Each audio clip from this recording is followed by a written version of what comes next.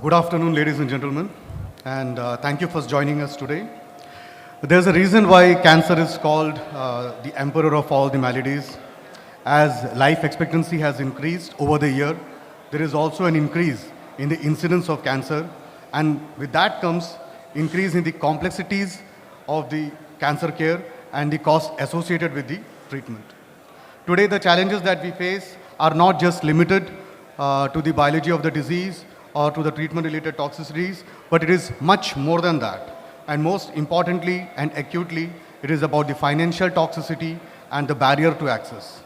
In this context, we are honored to have with us Dr. Senthil Rajappa, a renowned senior medical oncologist from Hyderabad, who will moderate this session focused on access and affordability of cancer care examined through the lens of payer, payee, and system. We look forward to a thoughtful, solution-oriented dialogue that brings together diverse perspectives and collective expertise. With that, I request Dr. Anju to formally introduce our moderator and the esteemed panelists. Let me introduce the moderator of our session, Dr. Senthil J. Rajappa. He is a senior consultant medical oncologist at Pasavataragam Indo-American Cancer Hospital, Hyderabad, with more than 2 decades of clinical experience in the field of oncology. He is such a vibrant and excellent moderator, and we are thrilled to have him guide today's discussion. I welcome you, sir. Next, we have a group of focus panelists lined up to explore this important issue. We have Mrs. Vijay Venkatesh, who is a multi-talented, multifaceted personality with her fields extending from the cancer care field to filmdom. She serves as the member, board of directors, the Max Foundation, and managing trustee, Friends of Max. I welcome you, ma'am. I welcome Dr. Bhavana Sirohi, medical director and medical oncologist in Vedanta Medical Research Foundation, Raipur, who have a unique perspective on the critical balance between the payer systems, patient affordability, and the broader healthcare ecosystem. Mr. Vinod Krishna Poyale, he is the disease commercialization lead at Roche and is involved in ensuring patient access to innovative oncology treatments across Central Eastern Europe, Turkey, Russia, and the Indian subcontinent. I welcome you, sir. Dr. Aditya Joy, the first nuclear medicine entrepreneur in Kerala and the owner of TDNMRC. He is also the producer of the film Atom, which won the Best Feature Film Award at the 70th National Film Awards 2024. Mrs. Priya Deshmukh Jilbili, she is the head Health Products, Operations and Services of the ICICI Lombard General Insurance, who has won the Insurance Personality of the Year Award 2024. Even though she had a personal commitment and inconvenience of caring sick people at home, she came here with a great commitment to innovation and customer well-being. Welcome, ma'am. Next, we have Mr. Praveen Rao Akinepalli, who is currently serving as the Managing Director for AstraZeneca and serves as the Oncology Business Unit Head of AstraZeneca's Oncology Business with more than 20 years of experience. And with that, I hand it over to Dr. Senthil Rajappa to kick things off. Over to you, sir. Good afternoon, everybody. Thanks so much, Aju. Guys at the back who are having your coffee or tea, you can either sit here or pick up your cup of coffee and just drink it, don't talk. Okay, so that's better, I say. Good. So whenever the noise level goes up, I hope I'll take the liberty of asking them to make less noise, I suppose. Okay, so we have this very interesting panel on access and affordability, payer, payee, and system solutions. I'm almost moderating a panel every weekend, I suppose, in some conference, but this is the first time I'm moderating a panel with only one doctor in it who's practicing medical oncology. Right? So I'm a little nervous because I'm not used to this kind of a panel, a star-studded panel. Lovely. So you have people from the industry, you have a film producer, you have a film actor, and most doctors are anyway actors most of the time, so you have one. and then of course Vinod. So we'll hopefully have a good time in today's panel. So when Aju first told me that I'm going to moderate a panel of most of whom are not medical oncologists, and we're going to discuss some controversial issues, I felt like this first, right? That this is something that might end up happening. The nation wants to know, 9 o'clock debate, why are you doing this, why are you doing that? But I then realized that you have a very super civilized, lovely set of highly learned panelists here. And so we'll probably have a more meaningful discussion. If you think I'm going to give you solutions at the end of this panel, you're going to be disappointed. We'll probably discuss some possible potential solutions that we can think about and hopefully work on it at an organizational level. I'm using some slides because I will talk about a lot of numbers today, which I have pulled from the internet. This is to impress upon everybody the gravity of the problem and the situation. So that's the reason why I'm using some slides in contrast to what most other people did. So this is low and middle income countries. 7 million cancer-related deaths every year. 75% of all deaths over the next decade is predicted to happen in low and middle income countries. 15% only have access to cancer care. This is low and middle income countries. We don't even have this figure for our country. I tried searching it in various sources. We don't have a source telling us only this much of India has access to cancer care. Right? It says low numbers, but it doesn't tell you or give you a percentage. And then some more numbers here. This is based on Globocan 2022-23, I suppose. 13 million cancer cases diagnosed. 70% of them die. And almost all of them are diagnosed in late stages. Patient awareness is poor. Infrastructure is inadequate. Workforce inadequate. Cost of care shooting up. Very little clinical trials, and I put some numbers regarding expenditure and how people are pushed below the poverty line once you have a diagnosis of cancer in terms of treatment. So, Bhavna, are we heading for disaster? So, let me start with you. We are not prepared, bad numbers, we just don't know what to do. What does the future look like? So I think for our country, having this session, which thanks Aju for including this session, because this is a unique meeting. I think the future looks very bright, despite a lot of challenges that we have. Note. Because we are talking about the problem, so we'll find the solutions. Hopefully so. Yeah. Okay, so you think, in spite of these glum numbers that I put up on your screen, you still think the future is good. Vijay Amma, as I will call you for the rest of the panel at least. I actually read this somewhere and I put it down here so that I could share it accurately. I think it is Harsh Mandar in one of his articles. He says the brutal reality that exploitation and extortion of patients and carers by for-profit healthcare providers are frighteningly easy due to the universal willingness of human beings to make infinite sacrifices to save the life of a loved one. Okay, that's very, it's very emotional, it's very... See, yeah, go ahead. the quality health care should be based on the needs of a patient, not on their capacity to pay. Okay. But profits over priority of the well-being of the patient. That's what's happening just now. Right. I think we'll come to the solutions. We just probably list some of the problems that we are facing during the first half of this panel, and then we'll come to the solutions in the second half. That's what I thought we will discuss about. This is out-of-pocket expenditure, phenomenally high. For a cancer patient, it ends up being more than 3 lakhs of rupees every year. 3 lakhs of rupees is not a small sum by any standards. So that reflects also the status of our healthcare system, how well both the private and the public are providing for our cancer patients. lesser said, the better it looks like, at least from some of these graphics. And that certainly leads to a lot of other repercussions. Very importantly, other expenditures stopping, kids not going to school, bills not being paid, and very importantly, you spend and you end up losing your loved one also. So you end up losing on all fronts when you're not taken care of and your care is not optimal, both in terms of its quality and in terms of its cost. So Praveen, let me start with you, okay?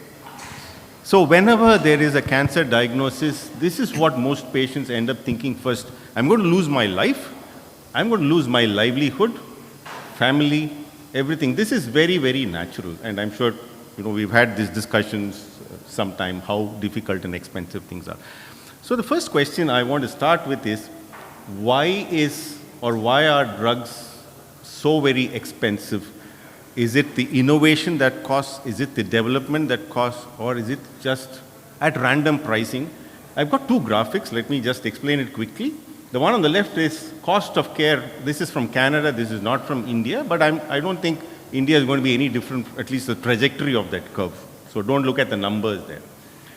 And then the curve at the bottom, or the graphic at the bottom, tells you that there's absolutely no relationship between value or benefit of a drug versus the cost. In fact, the relationship is actually inverse. The worse the drugs are, the more expensive they seem to be.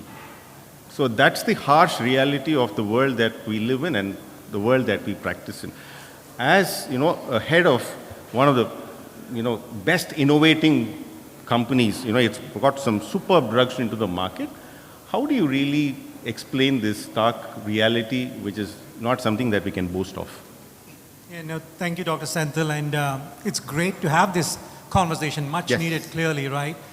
So maybe let's take a step back, and I'll relate a story, and then I'll see the connection.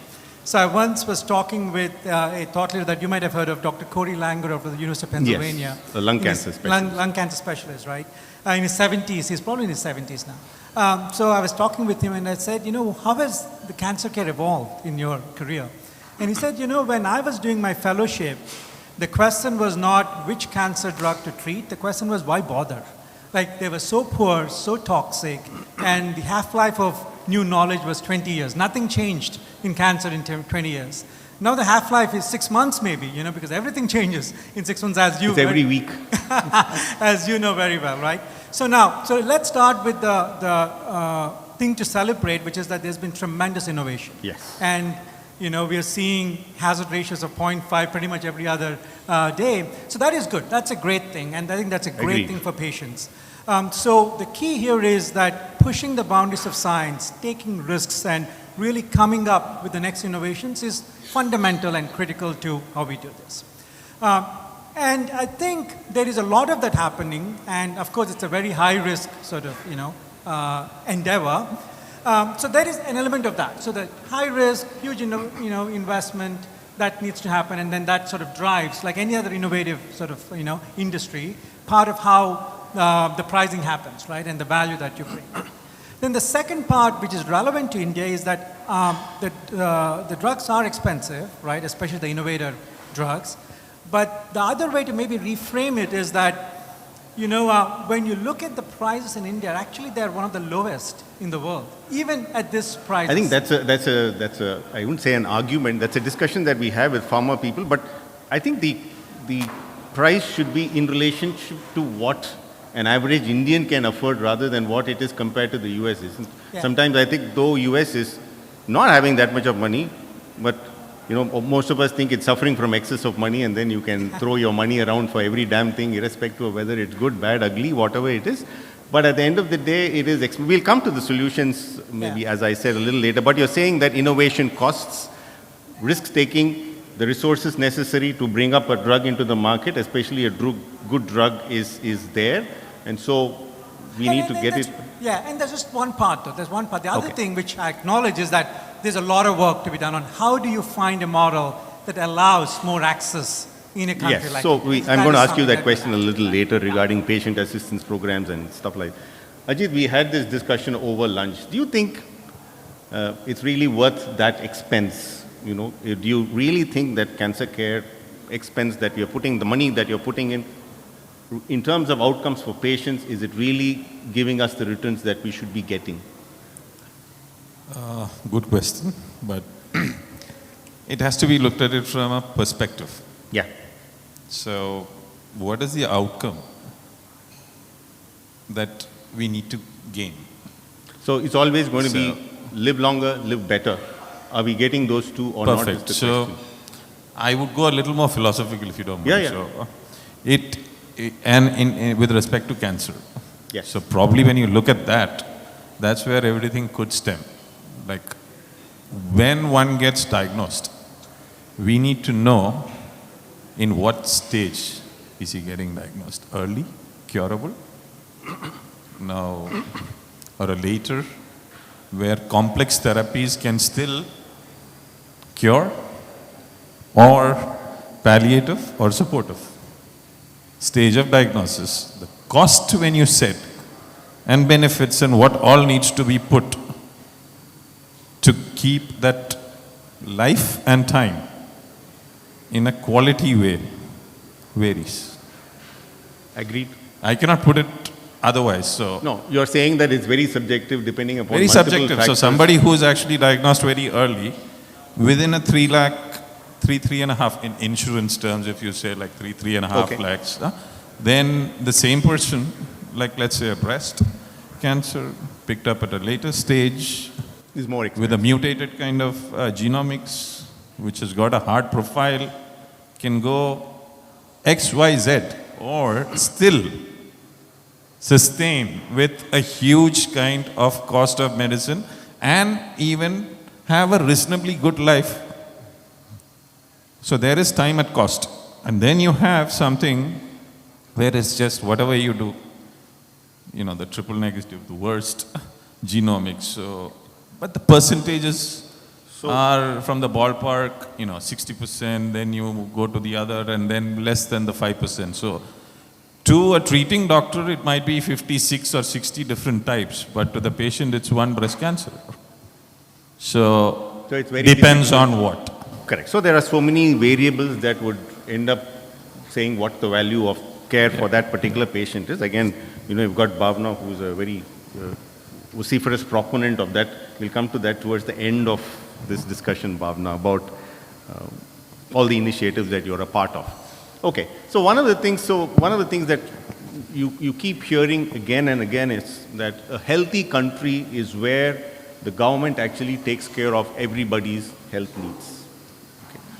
So government takes care of cancer as part of many of its insurance schemes. So I was absolutely ignorant about many of the things that I'm actually talking today. So I wanted to show you what insurance actually means and what are all the things that come under this umbrella of insurance before we go and discuss about insurance any further. So you've got public and private. Public insurance is your PMJ, or if it's my state, it is Arogya Shri, or many of those schemes that are there, very good ones. And then you have CGHS, you've got ECHS, all of these are public insurance schemes. ESI is another public insurance scheme. Employees Health Insurance in my state is another public insurance scheme. And then you've got private insurers, you've got ICICI, all the many things that you hear of in the market. So most of the insurance, at least for cancer, is from the public insurance. There are 40 crores of Indians who don't have any kind of insurance for anything at all. Okay? So let me start by asking Ms. Priya, is this really tenable? Is this coverage comparable to the rest of the world? Let's compare with better countries, not with, countries that at least within quote are not as good or as worse as us. How much insurance do you think today is good enough? Because every week, as Praveen rightly said, there's a new drug. It's much more expensive. So how much insurance is good enough, and how much do you think should the coverage be for us to be happy and say, okay, I'm happy now? Sure, but before I dive into the question, I want to acknowledge the amount of effort this forum has taken, and all the members here, eminent members, even in the audience. For cancer is a very grave, situation. There's also, in this adversity, there's also good news that there is advancement in, diagnostics, awareness that is increasing. More and more people are getting diagnosed early, as he was also mentioning, and that gives a chance to save a life, right? And cancer is very personal to me, and I could talk about it a little later. But talking about insurance, really, insurance, the concept is all about risk pricing it and having more number of people contributing a small amount of money towards the pooling of the risk and funding it as and when any cohort member undergoes a situation. We've seen, we've spoken about the numbers, multiple other panels have spoken about the numbers. There is a staggering 40% increase in the cancer spend or total burden in the insurance claims that we've observed in the last 2 to 3 years. Now these numbers are, incredibly high. If you look at the number of people who are taking the cancer claims, that has gone up by 25%. I can talk about my data as a company, as ICICI Lombard, as well as industry. So there's a good thing and a bad thing in that, because more and more people are aware. The one perspective is that people are getting treated early on. It is treatable, and we're avoiding, losing a life. But at the same time, the cost burden is very, very glaring. Now, as Mr. Rao also mentioned, that it's a combination. What's the quality of care? What is the kind of, facility that you're offering the care in? And the advancement of technology, thereby propensity to have better results. It's a combination. When we talk about insurance, it is predictability and able to price it in a palatable manner for a whole cohort of large population and driving coverage. So to answer your question. So you made a very long, complicated sentence now. How easy it is to do everything that you pointed out in that sentence? So I'm coming to that. Okay. So to quote as to what is a coverage that is good enough, first and foremost, the coverage that covers the cancer treatment in entirety, whether it is 3 lakhs or 30 lakhs, is very, very pertinent. So knowing what you're buying and what kind of product are you buying. Are you buying sublimits? Are you buying any kind of deductions? That's very pertinent. Second, on an average, depending on class of cancers, and we know breast cancer and a couple of other categories of cancer are highest prevailing, and on an average 5 to 7 lakhs of treatment cost is incurred. But I would say, if you ask me, at least 15 to 20 lakhs insurance cover is needed per member. Amol, 15 to 20 lakhs, enough, not enough? Now, if and I the were other problem is you don't know what cancer you will get. You can't decide, I'm going to get breast cancer, this is the cost of breast cancer at the age that I will get breast cancer, and take this premium, right? Considering the amount of newer drugs that are coming, right, probably 15-20 lakhs will be sufficient for 2 or 3 cycles if you want to do anti. So I was, if you could allow me to complete my point. If I will ask you, I'm your friend, and then I'm asking you, how much should my cover be? What would your advice be? As maximum as possible. How maximum is maximum? At least close to 8 digits, 1 CR. Minimum. Okay, so just to complete my point, if there is a triple negative, cancer case, there is no limit, as we know. Advanced, drugs are available, and access is important. If you buy early on insurance cover, having not diagnosed cancer, there are, pockets of add-ons where you can keep adding your insurance sum insured, and it keeps on multiplying, and the limit is infinite. I can talk about a product that we launched 6 months back, where there is an infinite claim possible throughout the life cycle of a customer. So 1 crore, 5 crores, nobody can answer that. But of course, as we know that the cancer treatment is advancing, buying cover early on and buying bare minimum this much, as I mentioned, to compound the cover as years go by is what I would like to say. Is this new? Is this a new product? Or yes, about 6 months back. What really was happening, if you look at the cancer parabola, normally the peak happens like in, let's say, in breast cancer, 50 to 60 years or 65 years, and then the cancer cover ends at 70. That used to be the 80% covers so that those used days to be are available. gone, quite honestly, and I was talking to Dr. Senthil. Things have changed. So I think just like you need to get educated about drugs and expenditure, you need to get educated about insurance schemes every week, I suppose, hereafter. Okay, never mind. I think that's we have to mirror what's happening on the healthcare spending, right? I'm glad if you're able to enhance your cover, and that's a dynamic process. It's actually good news, because I take X amount and then I realize that it's not going to be as Just a simple as word of what I caution there, Dr. Senthil. How much is enough and how much do I pay for getting that cover? Because if I don't need it, I end up paying for that money which I can't afford. So that's the, kind of classical That's agreed. conundrum, so I to mean, say. we always assume that you're going to be able to pay for that, right? Unless you are sure about that, you wouldn't get to the next step. Vinod, I want to get you on this. So I put a list on the right side, which tells you percentage of families with at least one member covered under a health insurance scheme. And you see that Kerala is actually 7th on that list. You would expect that education or educated people are more likely to be conscious about their health and be a part of some insurance. But you see that that's not reflected in the table that you're seeing on the other side. Rajasthan is not the most. Chhattisgarh is certainly not the most. Telangana is okay. You don't see Tamil Nadu anywhere there at all in the first 10. So is there a total disconnect between education, literacy, and our ability or thought process in terms of taking care of our health? So maybe let's look at where things have worked. Okay. Right? So if you look at healthcare outcomes across the world, healthcare outcomes are better in places where government significantly intervenes. Correct.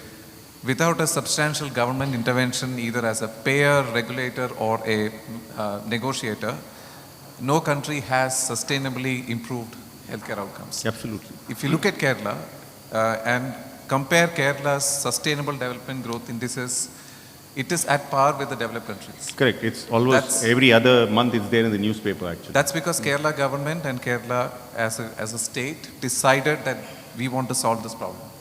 I think the day that we decide as a government and as a state that we need to address this situation, this also Kerala will solve. And this is the This is the hope. expectation. Because the point is, when you're looking at those indices, it's most of the time infant mortality rate, maternal mortality rate. I think those are basic healthcare indices that we are talking about. We are very happy with the numbers that Kerala has achieved, without any doubt. But I think today we are talking about cancer. And I don't think, from whatever I've heard since morning, you've got a robust system yet in place. Again, over tea and coffee, we've discussed about 3 or 4 government institutes where everything is done, but rest of it is all in the private sector. So I don't think one can say that you're self-sustainable at this point in time, and you've put a program in place which will take care of all cancer-related issues. So yeah, no, there's no silver bullet. I mean, if anybody could answer it in a simple manner, if anybody could answer it in a simple manner, I think it would deserve a Nobel Prize. But in that, that being said, the challenge that Kerala faces, especially with respect to cancer care, is unlike other diseases that we have managed very well, this is very infrastructure intensive. You're right that about 60-70% of the beds are private owned. yes. So this means that we will need to have a very robust public-private cooperation.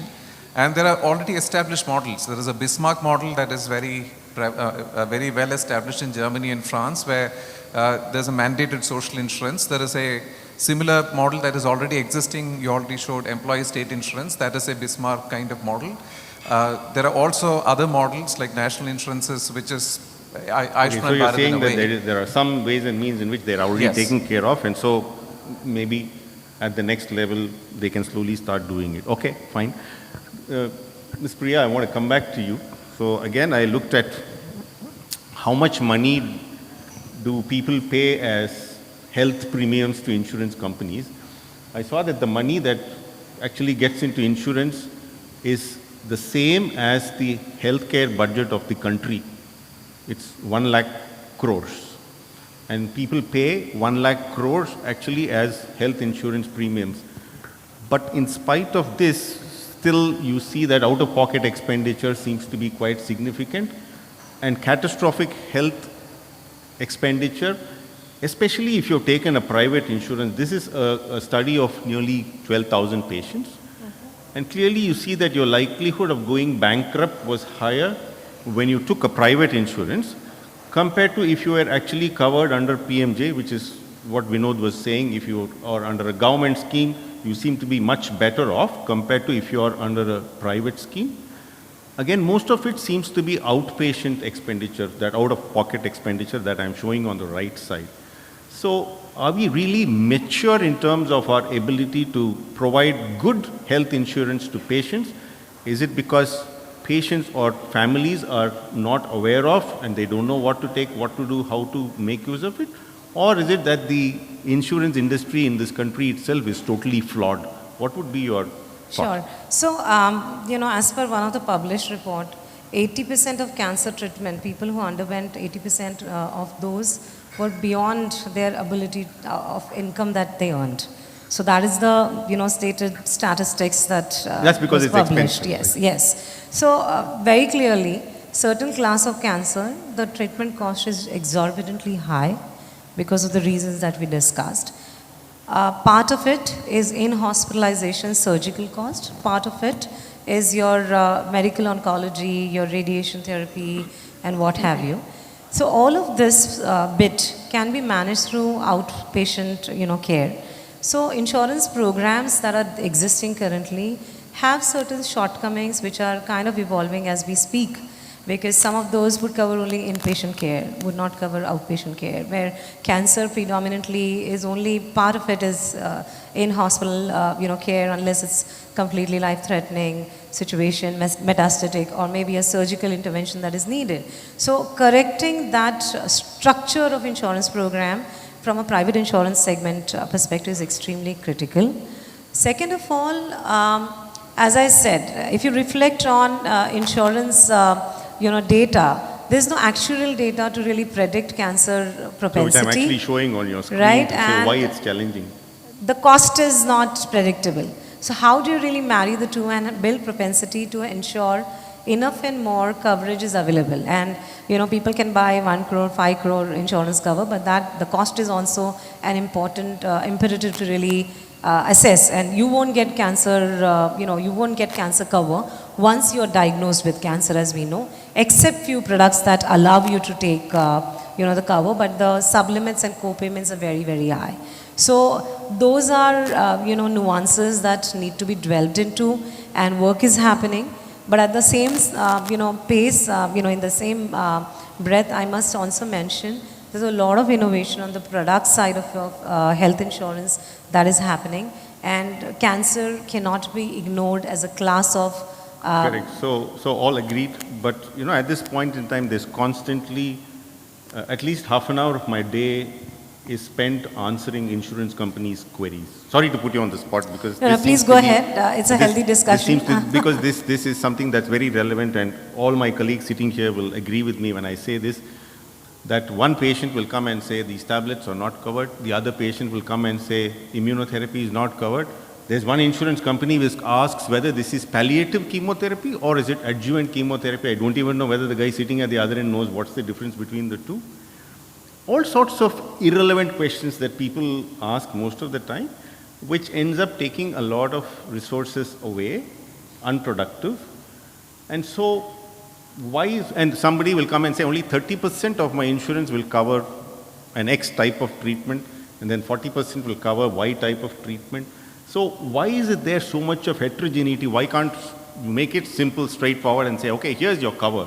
Sure. 1 crore, do whatever you want with that and be done with it. Isn't that easy, rather than saying 10% for this, half a percentage for sure. that? And so Dr. Senthil, it's a classical argument. Should we have an all-encompassing insurance where no questions are asked? Correct. Simple. And you just get the payment? For that kind of insurance cover, the amount of premiums that have to be charged will never be able to really sustain. Nobody will be able to afford. So that's a kind of challenge that I spoke about. But coming to your previous point, in the past, the products that existed in insurance had a lot of contours, as I said. Immunotherapy not covered, proton therapy not covered, genomics not covered, advanced adjuvant therapy not covered. So those nuances were mentioned as a part of the product, but the ability for somebody who's buying insurance to understand that, and the effort taken to explain the products, both of those lacked, mindfulness. So I guess with certain regulatory reforms that have come in, we have to cover advanced treatments as well. There are products, as I mentioned, which cover those. So you're saying that we're creating getting better awareness of the- what you're buying. See, when we buy insurance, we Correct. go I and think buy it's a question the of- least expensive, or rather least, costing insurance product. All agreed. So you're saying that the market is maturing, your products are maturing, people have to be more aware when they take their next health insurance, read between the lines, not like the red herring prospectus, I suppose, before you sign and then say, okay, because poor guys, I have a 70-year-old man who comes and tells me, I paid this money to this company all through my life, and then they don't want to pay me for this simple treatment that you're giving. It feels really bad when something like that. I know I'm not saying that you're responsible for it, but I'm saying that's the pathetic status of insurance in our country, and it is so sad that that's the way we are. Of course, a long way to go, and a that's lot why I of said, work needed. I'm not saying that you're responsible. I'm just saying that the system. Dr. is Senthil, like if, that. if I may Ajit, put it yeah, go ahead, differently, so like, And then would Dr. it Warrier. actually help if, like, when you say an insurance, it's clubbed, it's not pure cancer. So when health insurance do come in, when it is reimbursable, you add in, let's say, cardiovascular, means lifestyle diseases to everything put together under one cover, and there is a sum.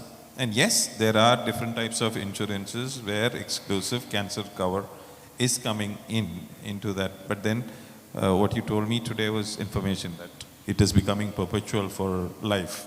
Yes, I mean, So, look at this, increasing of sum it. insured every year, Yeah. compounding it, and with no limits. Yeah. That is a breakthrough, right? Second of all, what are we afraid of? Insurance we don't buy for dengue, malaria, fracture. We buy it for lifestyle, critical illnesses No, and but cancer. it's all covered in that. So Yes. would it help to have a pure cancer cover insurance? So if you look at statistics, let's say 1% is the incidence, it is said, per year as a population base. Correct. I mean, this is a very rough thumb rule. Now, if you were to look at that, even half of that is not reflecting in any of the cancer data registries in India. I just Sure, so want- your question really is Yeah, I that just Yeah, want to Dr. Warrior, yeah, make a comment on that. One insurance company offering 50 lakhs for the cover and collecting about 50 to 60,000 rupees even from a 32-year-old young man. And when it comes to the actual the drugs covered, immunotherapy is not covered, no biologicals, no target. And if you look at the real value of that particular coverage, it comes only less than 1 lakh rupees, where the good old melphalan and the cyclophosphamide alone will be covered. So are you justified in collecting such a premium and then offering 50 lakhs as the coverage? And at the same time, are you cheating the particular man? I telling think that- all points well taken, Doctor. I think we should.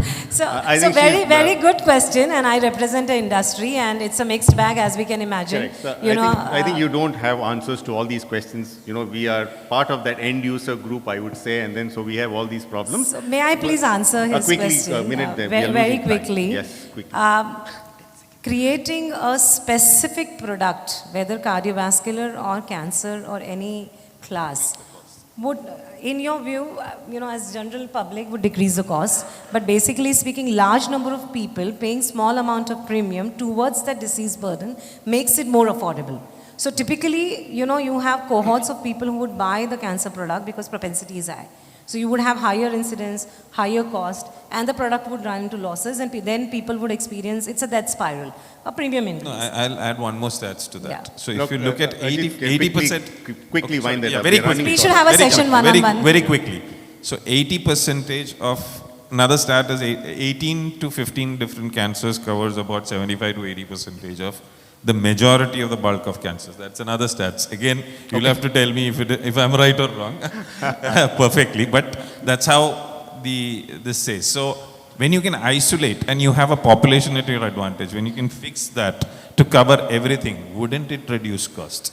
Well, as I mentioned, there is no actuarial science and data. Insurance is all about data, propensity, incidence rate, understanding what could be the possible range of cost. If those tenets are missing, you cannot predict. Correct. Starting from the incidence and prevalence to what's the cost, today there's one treatment, tomorrow there is another treatment, so there's a lot of volatility. The course of the disease itself is very unpredictable. So I think these are all problems with giving an insurance for cancer itself. But having said that, we should, hit that sweet spot somewhere. Can I just make a 10-second The chairman of the conference, and then after that. I should give credit to Ms. Priya for actually agreeing to be part of this. Exactly. So she was the only brave insurance executive.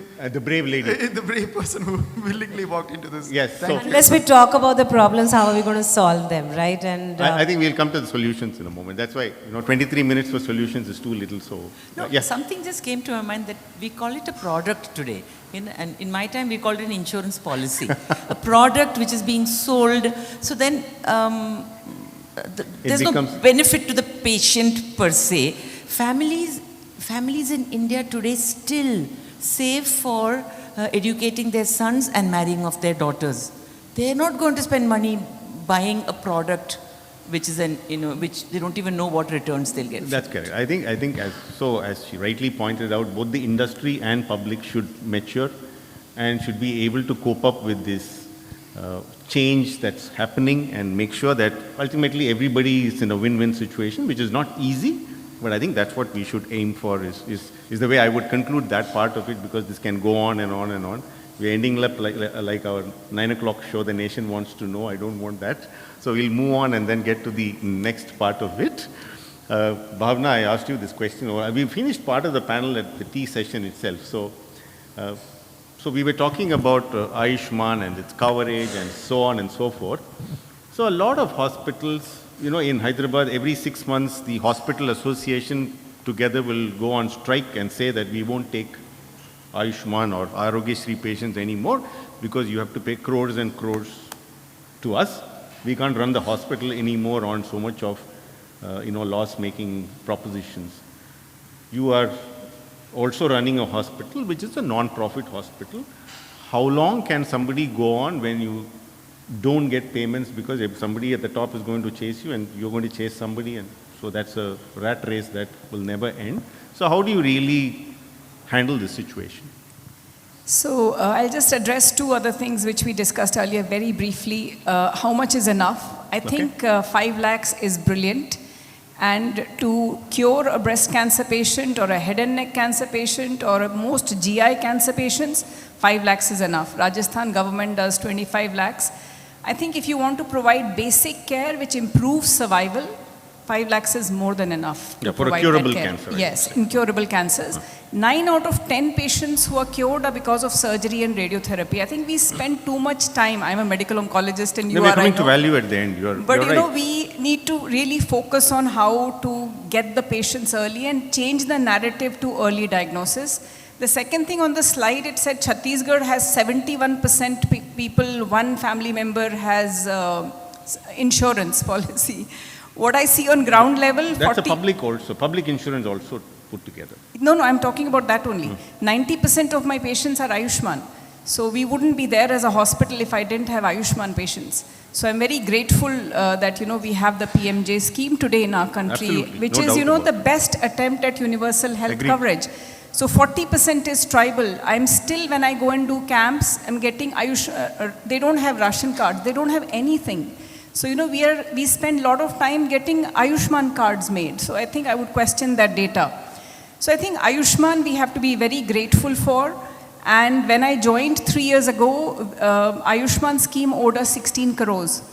And I remember having a meeting at Tata Hospital where Dr. Badve, Dr. Shikhande were there. And, we brainstormed and thought, what do? We need to maybe get more private patients in, make it for profit. There's a lot of systems, local dynamics, whether we change the way we, work as a hospital. But I think we've persevered, and somehow the easy way out is to stop treating Ayushman patients. And these patients will end up dying where they are. They will not have the money to go to places like Tata Hospital. And ultimately we defeat the whole purpose where we are trying to improve the survival rates within our country. Absolutely, all that is agreed. But how do you really justify a system wherein nobody is paying and you can only do charity? So, that's what I'm coming a point, to. Right? So that's what we have to do. We have to engage with the government and proactively engage it. We had a month where we did not get any money from Ayushman. I had to Oh, do you get some money every month? So, every Oh, month, lovely. yes. So that itself is a So, but surprise you know, for me. that is, you have to engage with the health secretary, with the health minister. You have to work at that. You have to proactively do it. You have to involve your local IMA body, go and meet them. So I think all of that is really important to do that. And also the other thing, the way we did it is fundraising. So with the local industrialists. We'll come to the other sources in which Yes, we can. you have to have other Vijay Amma is sources an to expert fund, at yeah. that, so we'll Yeah. do that. So our experience with, though we also run the scheme irrespective of whether somebody pays or not, but I have to tell you that public insurances all put together in the past couple of years owe our hospital 82 crores of rupees. It's not 1 crore, 2 crores, it is 82 crores of rupees. So, though what you're saying sounds easy, sitting at the secretariat and pushing them is not, because all the money that has been given to Ayushman Bharat has gone to some populist scheme which came later than that. So, anyway, never mind, we'll still keep, but you have to commend the scheme for whatever it is. More people come to the hospital, they get treated, they get cured without any doubt. I'm with you as far as running the scheme is concerned. But there will always be a tipping point, I suppose, somewhere when, you know, all of us will have to throw our hands up. We just don't know when that will happen. I'm just hoping it will never happen at all, because we need to help all of them, because they come with so much of hope. And at least the curable cancers, as you rightly pointed out, we should be doing something within our limits to get there. Okay, so problems are disaster recipe. Yeah, Bhuvan, you wanted to say something? Yeah. Oh, you want to say something? Oh, we accept all veterans without any conditions. Okay. I am Colonel Mallikarjun. I am the Director of Regional Center ECHS in Trivandrum. Yes. Another office in Kerala is in Kochi. So I look after 8 districts, 5 in Kerala and 3 in Tamil Nadu. My concern was, is CGHS or the ECHS which has got from CGHS, is it really sustainable given the health cost in the country right now? Though we want to tell our ESM, ex-servicemen, though I'll also become an ex-serviceman later, that it is going to be sustainable. We want to say that. But once I am seeing the pending bills, the rising costs, everything, and the patients being denied treatment, that your rates are very low, we cannot treat you. Yes. Okay, patients are turned away. And a patient comes crying, he has never fallen sick in his life. Once he falls sick and he gets this treatment from the hospital. So, and now there is a there is a feeling in the environment that, okay, you start having your own health covers, medical insurance policies, separate. Okay, till now, in India, the ex-servicemen were like, okay, till the time I am in service, the military hospitals are taking care. Once I get retired, then I am looked after by ECHS. Why do I need a healthcare? Now there is a sense prevailing in the environment that we have to go for healthcare. Can I have some comments on that? Senthil, can I take that? So very briefly, I think, you know, in UK, where I spent 20 years, they started this cancer drugs fund, where, you know, you just had to apply for any new molecule and the approval would come like within 1 minute. And that is why the problem is there with the NHS today. So similarly with CGHS, I see patients and ECHS as well, and I get on Navya a lot of opinions, CGHS sponsored case where, you know, a very high-end molecule is being recommended. So a lot of these high-end molecules being approved in CGHS and ECHS, I feel, do not need to be given because they are not on the WHO EML list. They do not have a survival benefit. So I think you need to reflect and see what needs to be approved and given. So we'll come to the value of care. Ramesh, since you're there, I also want you to answer one more question, which is related to what Sir had asked. Government has 10 rupees. Should it build its infrastructure and make sure that more people are taken care of? Or should it be paying it to Apollo and Max for them to take care of government servants? Is there a compromise between the two? We were supposed to have a bureaucrat on the panel, but he backed out last minute. So you're the bureaucrat for me today. So since you're involved in public health and so on, and I'm throwing this question at you. So I don't think there's a single answer to that, Senthil. If you want to plan long term, look at what your likely to offer 15, 20 years down the line, build infrastructure. But that doesn't mean that everyone in the next 10 years, 15 years has to die. So I think it's balancing both. Okay. I had a point about what's happened. I was waiting for this to happen, but you've already gone to the solution. So it looks like you solved the problem. No, I'm not going to solve the problem. We pointed our finger at pharma. We pointed our finger at insurance companies. We pointed our finger at the government, at the insurance schemes. And then, have we looked at ourselves the last to look part, at is value what we look at when we... Absolutely, it is coming. It is coming. It is coming. It is coming. Absolutely coming. In fact, that's why I said, Bhavna, hold on, Bhavna. There's something close to your heart which I'm going to speak about. You know, I'm going to show you some photographs of yourself. Okay? Okay. So the first thing is, you know, so we are coming to solutions now, right? So how can we improve transparency around cost of treatment? I want Praveen and Ajit, both of you, to tell us, how do you think this whole process, you know, because you're representing the industry, I'm asking you this, you know, how do you say, okay, this is how I came up to this price, this is why I'm offering it at this price, I'm justifying it, so you guys pay. You know, I don't think there's any transparency in the way any rate is fixed, whether it's by a corporate, government, you know, pharma, whoever it is. So is there some way that we can achieve that? No, I think it's an incredibly complex question for sure. And let me see if I'll make an attempt to answer it. I mean, I think the first thing that we all agreed is that this is about innovation. Like, we have to really continue to innovate, right?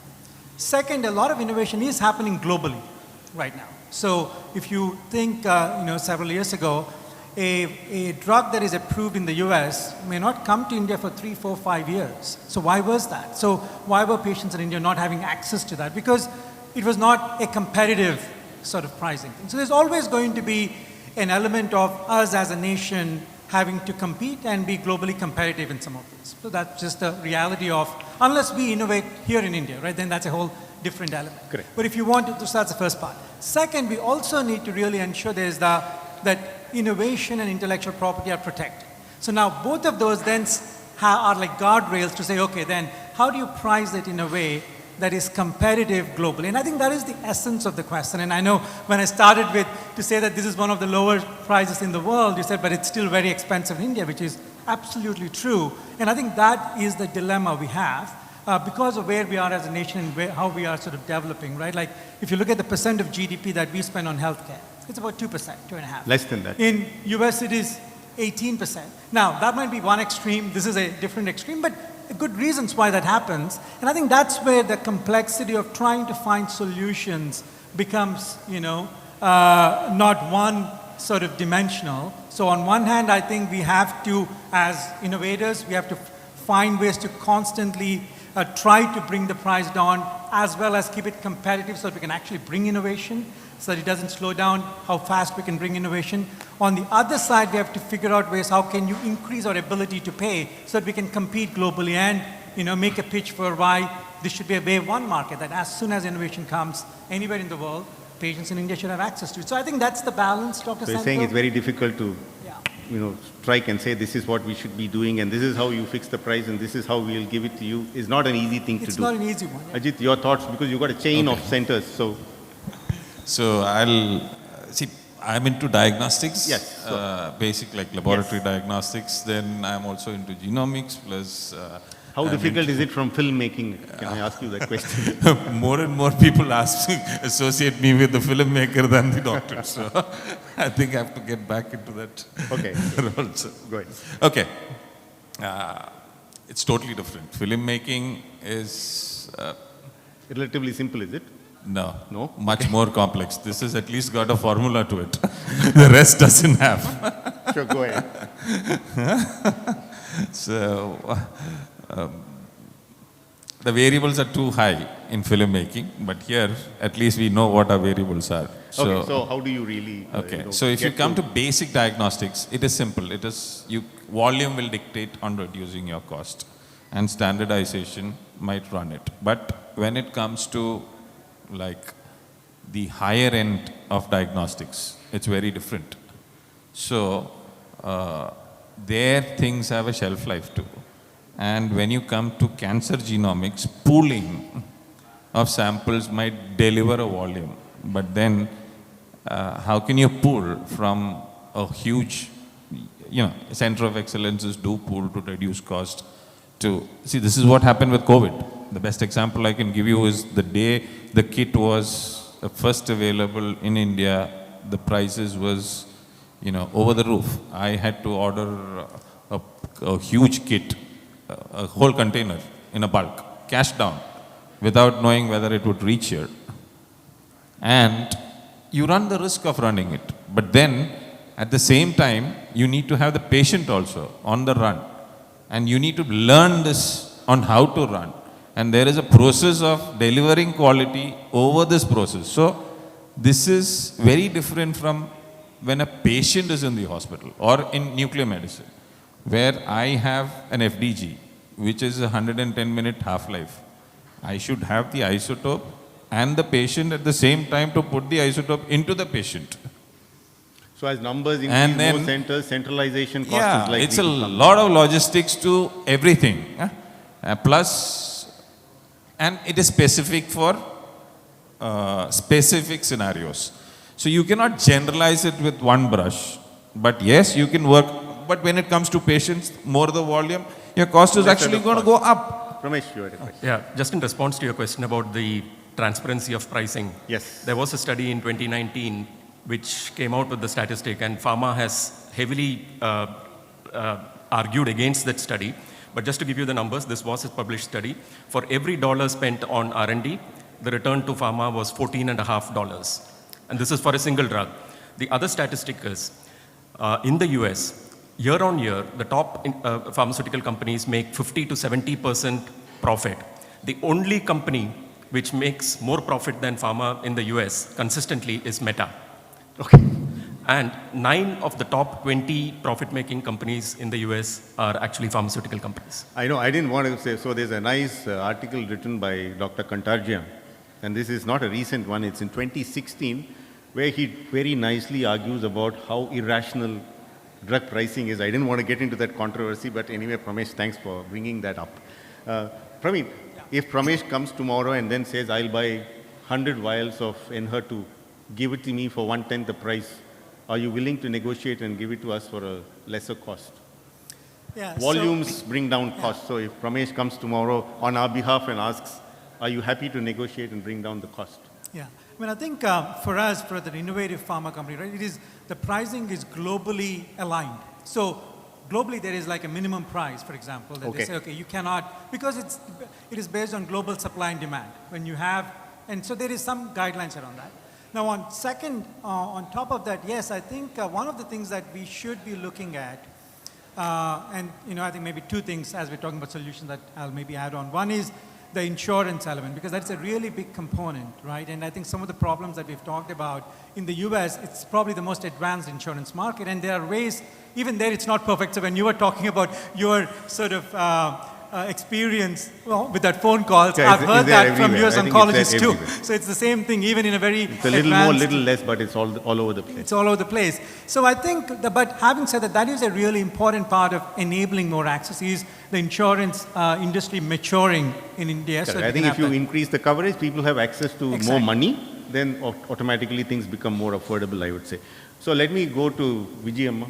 So these are points that you wanted to really talk about. How important is it to talk to patients on day one about sources of funding? Your treatment is this, you're going to incur this much of expenditure.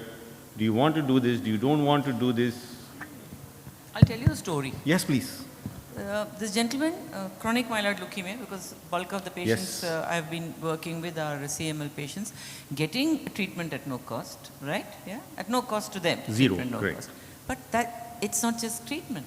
When a patient is diagnosed, you wake up knowing that yesterday you were diagnosed with cancer and your whole life has changed. Correct. Everything has changed. So this patient came to me and said, I have 2 small children, so financial evaluation was happening and he was asked to go into co-pay. See, it's the middle class that suffers the most, okay? We are not even aware of it. So he says, I have 2 children. I cannot spend this money on myself. मैं तो चला जाऊंगा. And I'm leaving money for my children. So I sat him down and I told him, what do your children want now? What is most important for your children now is a happy, healthy father who can look after them and their family, right? You're denying them that now. Your children will grow up and make their own money. This money is for you to manage your finances. And today the kids are grown up, everything. I mean, this was like some 18 years ago, I think. And I wasn't some trained financial counselor, but you sit behind that desk and then you assume this authority, and then a patient comes to you and puts his life down there in front of you. So financial counseling is very, very important, and I think we need trained financial counselors. I think that's very important. And we don't have that in our country. Exactly. This is a poll done with oncologists, which says that they just are useless at doing financial counseling, right? You know, when I have to talk about Enhertu, Praveen, sorry, I'm taking that example, I feel very embarrassed to say that your drug is going to cost X amount every month. So I send it to my pharmacy. My pharmacist talks, or somebody from there talks. I find it very difficult to have that conversation and say that it costs X lakhs a month. The average time that you're likely to be on this drug is 29 months. So 50% chance that you will reach there, 50% is that you may not, 50% that you may cross. So the patient asks me at some point in time, will I get it free? No. If I have to multiply the average duration of response with the cost per month, I don't think I will be able to afford anything even half of what the cost of that drug is. So I'm not saying Enhertu is costly or not. I'm just taking that example to say that we are just nowhere in terms of what we should be to do financial counseling. I think you rightly said that it should be given to people who know how to do this. Not only talk about what's the expenditure, it's also important to tell them what is the priority. Very important. If you have 10 rupees, where should you be putting that? And also tell them where can you find sources for funding. I think all of these are very important. I think it's not just telling people, this is the cost of the treatment for you per month. And I also want you to talk about this, what you're seeing on the screen. Oh, I think okay, it's coming on the screen. It's about all that you've been doing all your life. Max Foundation. And I like this, the moment you go to the website, this is what it says. Access to medicine is a human right. And I think it's so meaningful. It is so very meaningful, profound, I would say. It's just two important words in that statement, but it's so profound and meaningful. Tell me about what is it that you actually do. I think people who don't know about Max Foundation and what it does in the audience need to certainly know about it. It's all about collaboration. Nobody can do anything on his or her own, right? It's all about working together. So, and the patient is as much an important stakeholder in this as is the treating physician, the industry, the government, right? And we are trying to make the patient self-reliant, which is why a patient support group is very, very important. In our country, I think the concept of a support group was non-existent. Advocacy itself is non-existent. Advocacy, we are looked upon as activists. The minute you raise your voice, you're an activist. There is correct. An advocate is only a lawyer, vakilat, like vakil, vakalat karta hai. The louder you are, you become an advocate. Absolutely. So it's in the sense that I lost my train of thought. Oh, I'm sorry. So you were talking about being loud and then you become an advocate the moment you're diagnosed. Yeah, and then the patient has to also understand that we make the patient helpless, dependent. And a support group is where you offer the patient a safe platform where he or she sees other people and realizes that I'm not alone and there is strength in this.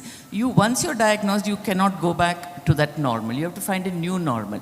So together, you actually get onto a parallel track after having discovered your new normal. And there's great power in that. See, as a society, we had this, I grew up in a very big family. My issues never went up to my parents. I had 5 siblings, I had cousins, I had young aunts, I had young uncles. But today, that family, that extended family is gone. There's just mother, father, and a child sometimes. That's it. So where does that family go for support? It's very difficult. And nobody wants to donate money for a cancer patient. Is that patient going to live? You were saying, right? Is it curative? Is it palliative? The cost certificate, if it says palliative, there's no money for that patient. Correct. So I think it's very important to have patient advocates who will help each other, fight for each other more importantly, and make sure that they are able to get the resources necessary for whatever it takes. I think that's a very important part of increasing access and affordability. There are trust lists, there are trusts, there are sources, there is CSR. We struggle, but we struggle to raise the kind of funds that a family needs when there is a diagnosis of cancer. We struggle.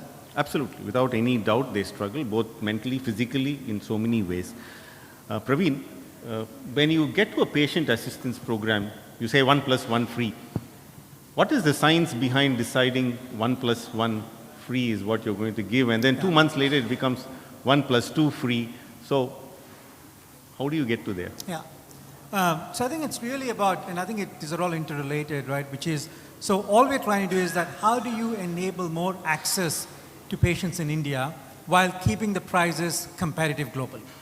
So that is, so because, for example, whenever we have the price, that price is used across the world. So a country in South America could say, hey, you've got this price in India, why don't you offer that here, right? So there is a need to have a price that is actually globally competitive.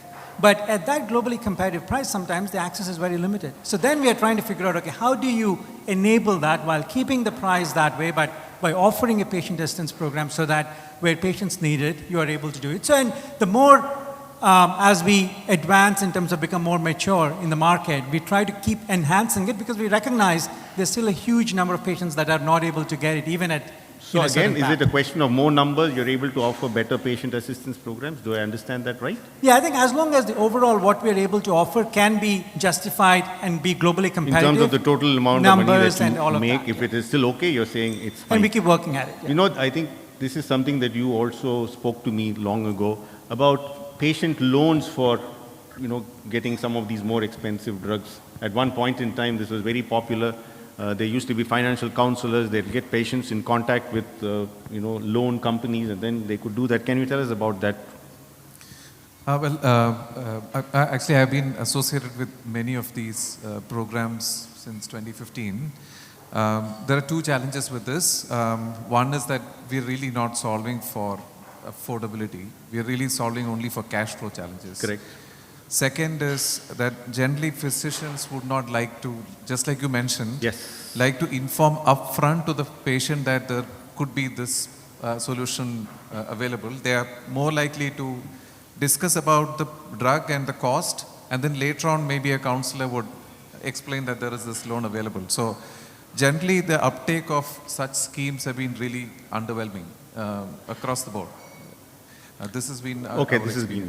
So again, we spoke about that, the NCG model, where they've been able to negotiate with pharma companies and then bring down the rate drastically, which has been a great initiative. One of the success stories of NCG, I would say, both in terms of radiotherapy equipment and also in terms of procuring chemotherapy drugs. So that's where it is. So we will not get into this story because this was discussed in detail, in the last panel discussion. And then finally, because we don't have enough time to go, Bhavna, there you are. So this is something called as common sense oncology, right? Of some select people from all over the world who got together in order to do this. Bhavna is also a part of that. So what is it that we really try to do, Bhavna, in common sense oncology? Because we are talking about just cost. As Pramay said, we pointed fingers at everybody. And finally, the finger has to point at us. Are we just going based on p-values and those 3 months of overall survival benefit, sensationalizing it, and then talking about it to all our patients, making them feel really deprived, right? Because, we always discuss within the academic, things, the improvement in pancreatic cancer survival, one drug versus other has gone up by 4 weeks. It's a great academic achievement. But how does it matter for the patient sitting across when you say pancreatic cancer survival has not improved in the past 10 years, it's improved by 3 weeks now. So I think it's a great innovation. So you should be taking this. where for that patient, it's something that is very emotional and he or she wants to just cling on to that small thread that you're going to give. But heart of hearts, you and me know that it's not as worth as what all of us are talking about. How does it matter? So how do you really reconcile with this system versus the individual? That's where I find it very difficult. For a system, it's not very difficult to say what is value-based. But when an individual who's coming to you and sitting across the table and talking about treatments and cost, then I find it very difficult to say, you should not take this. Ultimately, if you say, Dr. Saab, aap bolo, then I will say, I don't think this is worthwhile doing. But that's not easy. So tell us about common sense oncology and how do you handle this in day-to-day practice? So I think common sense oncology is all about patients. So putting patient at the heart of what we do. And for patients, two things matter: living longer and having a good quality of life. So I think if anything, any modality that we are recommending or promoting or saying, if it doesn't do that, and Chris is there, I can see him. Hi, Chris. So I think if it doesn't do that, we are doing a disservice to our patients. And common sense oncology movement has come up with these core principles of evidence generation, evidence interpretation, and communication by putting patients right at the heart of it. And you say value-based care. I think we have enough matrices available right now. Value-based is, for me as a clinician, for a patient, is you improve outcomes, but the cost has to be justified as well, and NICE did that a little bit. That's correct. So sorry to interrupt, because that value changes, just like we were talking Absolutely. about how insurance changes, how cost changes. Similarly, value also changes. The value, at least, correct me if I'm wrong, the value of 6 months of treatment improving, 6 months of overall survival improvement might be entirely different for a 35-year-old compared to a 65-year-old compared to a 85-year-old. Absolutely, and you may right? have a stage 4 patient who may want to attend So the wedding of his daughter. How do you take this discussion to your patient as an individual across the table? So that's the So question. you have to individualize this. I'm going to ask Chris after that, so he will also. So you have to individualize that discussion as to what matters to the patient, but you have various ESMO, MCBS, ASCO value-based framework. So we have various things.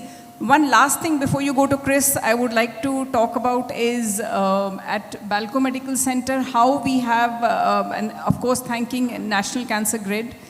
So the way we've been able to do some of the things which I was saying earlier is by in service, the two things that have made a real difference is clinical pathways, optimizing, you said how you're doing it, is by 80 of my patients, new patients per month get funded by Indian Cancer Society or Arun Kurkure Fund where they get tests done.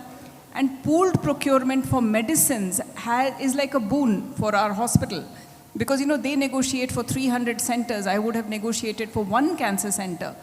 And I would love for Pramesh you to take the pool procurement forward for consumables and surgical instruments as well, and staplers. I mean, they're so expensive. So, all of these things will actually improve quality of life. Then second is education, starting a DNB program. You're building the next generation and also helping nations' capacity building. So infrastructure building, driving research personal which building, is cost effective. using your treatments prudently and Absolutely. properly, And putting your money in the right place place. you are likely to get the maximum benefit for every rupee that is spent. So I think there's a lot of science, there's a lot of emotion, there's a lot of shared decision making that goes on before we really decide whether each treatment is worth it or not, and it's not easy. Chris, I want you to, because you're a big proponent of this, and then I heard your talk about a week ago, online that you did at ASCO, and in fact the slide that I showed is your slide. So. Hi, good afternoon, everyone. Thanks Good afternoon. So just tell us about, the point that I was making to Bhavna. How do you really decide on value, system versus individual, age groups? There are multiple variables that go into deciding upon value of a particular treatment. So how do you really reconcile with this? And with that, we'll close. Great, thank you. Can you hear me okay from Canada? Canada? I can. All of us can. Great, thank you. Thanks for the opportunity to join this important meeting. Sorry I couldn't be there in person. Kerala, of course, is my second home after having spent much time in beautiful Trivandrum. So as Dr. Bhavna said, the Common Sense Oncology Initiative looks broadly at all of the themes that you've been discussing at the meeting just now. And I think, in some ways, the National Cancer Grid of India has been one of the world leading organizations in pushing these concepts forward. And as you alluded to, and as Dr. Bhavna alluded to, there's no universal truth about what constitutes high value for every patient. This all needs to be very individualized. But I think what the Common Sense Oncology Initiative is pushing for is for open and clear communication with patients so that they can decide which treatments make the most sense for their own values, preferences, and life circumstance. As you mentioned, someone might have very different views on an extra 2 or 3 months of survival depending on where they are in their life, but also what the very real downsides are of our treatments. And I think that patients want to know what will their life look like. And so the concept of time toxicity, their quality of life, the tremendous financial toxicity that can place a huge burden on patients and families. And so I think we need to do a better job talking about these issues. I think one of the real reasons we launched Common Sense Oncology too was for some of these real paradoxes and challenges in our field where we celebrate and focused on getting precision oncology in a drug which may delay tumor growth on a CT scan by 3 months, yet the very same patient might not have access to radiotherapy to control her pain, or have access to high-quality surgery, or access to palliative care, or food for their children because they can't provide food at home because they're too sick. And so I think we need to take a really holistic and broad view of these things as we ensure that the treatments that we have that make a difference are broadly available. So there's a really important piece here of health justice, advocacy, and equity. But we also are honest with ourselves about some of the interventions we have, which have pretty small benefits, and perhaps we can aim higher and try to do better for patients. Thanks. I think so. So that clearly is a moving target. So we need to individualize when you talk about value. And then finally, I think negotiation seems to be the key here.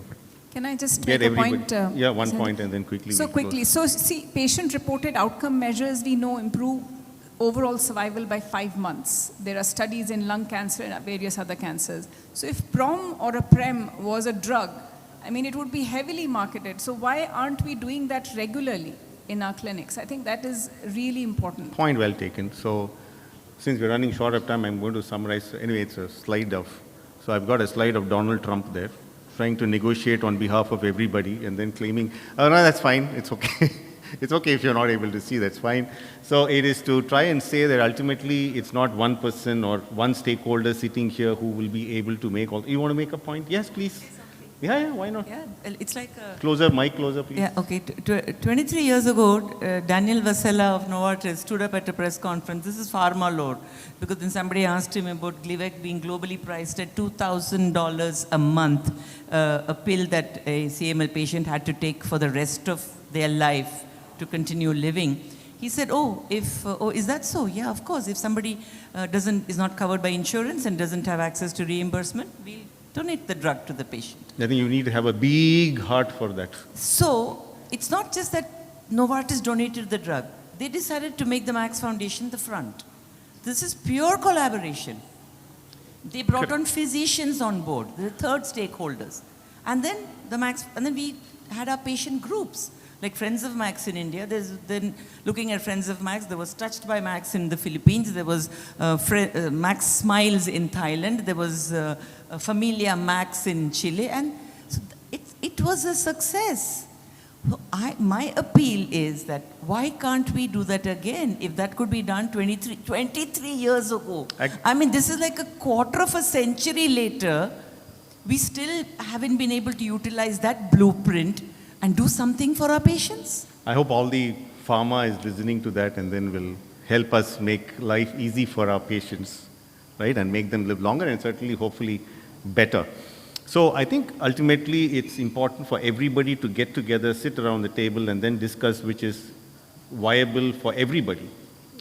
Whether it's the pharma, whether it's the insurer, whether it's diagnostics, patient advocacy groups, oncologists. So that way you have a complete panel to sit together and then decide which is the best way that is easy, practical, more importantly, implementable, and more importantly, scalable. I think it's not enough if you're just doing something around the place that you work. I think it's important to make sure that the model that you're finally deciding upon is scalable. We've thought of so many things today, but Ultimately, it's not 1 hour's panel discussion that is going to, solve the problems of access and affordability, but I think we probably can get some clues from here to take forward. And I want to close by saying that it is our responsibility as humans to take care of each other, and then we cannot shrug off that responsibility. So everybody sitting here should do whatever little we can do in order to make our patients' lives better. Thanks so much, all of you, and thanks if I've asked you any uncomfortable questions and put you on the spot. That's not the intention of this whole thing. It was just to understand, more importantly, not only for me, but for everybody sitting in the audience. Thanks so much, all of you.